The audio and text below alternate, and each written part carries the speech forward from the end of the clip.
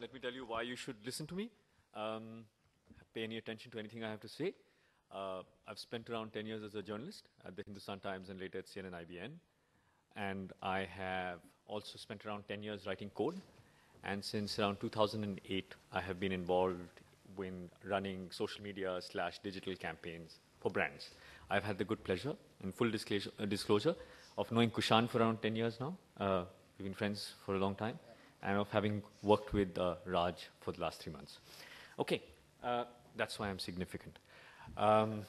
Great. So let's quickly jump into this. So this is the dictionary definition, right? And I just want to focus on this for 1 second, especially on this, that a reputation is seen as this widespread belief, okay? And I'd like to focus, just think about widespread belief for a moment. I think it's a definition that we can all sort of agree on, and it's interesting, and it's nice to know, but there's a problem. The problem is that today's world is extraordinarily fragmented, okay? So it's fragmented in terms of time, it's fragmented in terms of audiences, it's fragmented in terms of channels. The last time I checked, there were 300 plus news channels in India, okay? And I spent some time in news channels, so I know how crazy it's getting out there. Conversations are fragmented. This is something that you already know. So I'm not saying anything new out here. So when I started to think about this question that's been asked, what is the future of reputation? I thought of 3 possible futures, straight up. The first one, I'm calling micro-reputations. I think this we can all agree on as well. Reputation is continuously being impacted by influencers, that there are different reputations that we can enjoy with different audiences. So my wife might think that I'm a complete ass most of the time, but let's say people in work, I hope, think that I know what I'm doing. So, it depends on who you're talking to. And we seem to be reaching this sort of space where we believe that we can arrive at some sort of an aggregate of all these reputations that we enjoy and try to derive an overall positive sentiment. And I've heard this over and over for the last few years, and I'm not sure that it's correct. But if I think of reputation, I think of one aspect of it, or one possible future of it, being this idea of micro-reputations.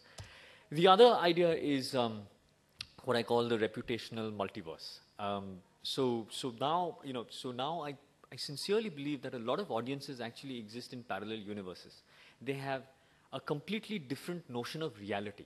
So if one believes that the world is supposed to be on a particular, or the world works in a particular way, there is another group of people who believes that the world works in a completely different way. And there's a good chance today that they don't actually talk to each other. Because of the multiplicity of channels, etc., they can find like-minded people, stick to like-minded people, display extreme tribal behavior, and ignore each other's existence altogether. So then what do? Do we design messaging for each of these universes? Do we assume that these people will not actually, there will be no cross-pollination of ideas and that we have to send out ideas to each of these segments individually?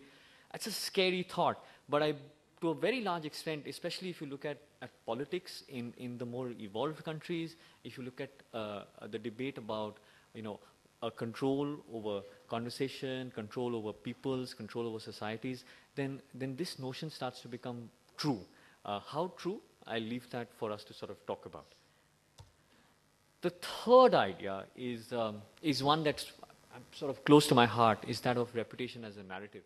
And for a while now, I've believed that most of us have a story, right?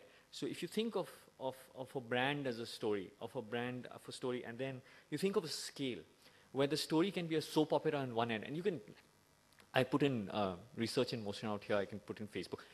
Any company where there are very interesting things happening on a regular enough basis that almost seem like they was written for a soap opera, you can put that in one end of the scale. At the other end of the scale, you can put in a company like Apple, and I'm a fanboy, which the last story that I saw about it suggested that the stock price is going to hit $1,000 and they're going to be the world's first $1 trillion company, right? So that's their story. And they've been a soap opera once upon a time, right? They've gone through all the ups and downs. So you can think of a brand as a story, and a story that's continuously evolving, and a story that's not being controlled or managed or even driven sometimes by the brand or the corporation itself. It's being driven by this common sort of experience that people are having with the brand. Okay?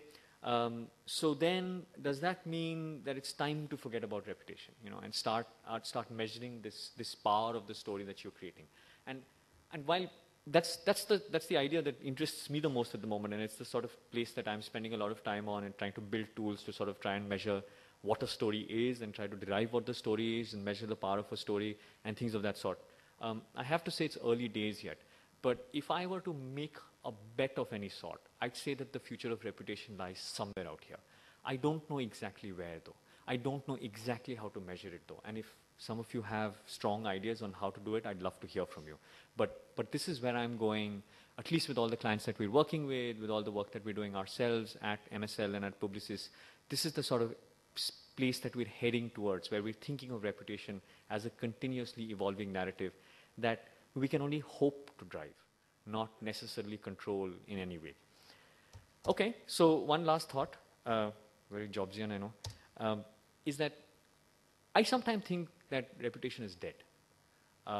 For the simple fact that perhaps it's enough to be significant. It's enough to be relevant. I know that, because, if you come from traditional media and you come from a traditional school of thought, it's very important to be thought of as being good. And that's important for us and our egos and our psychological well-being.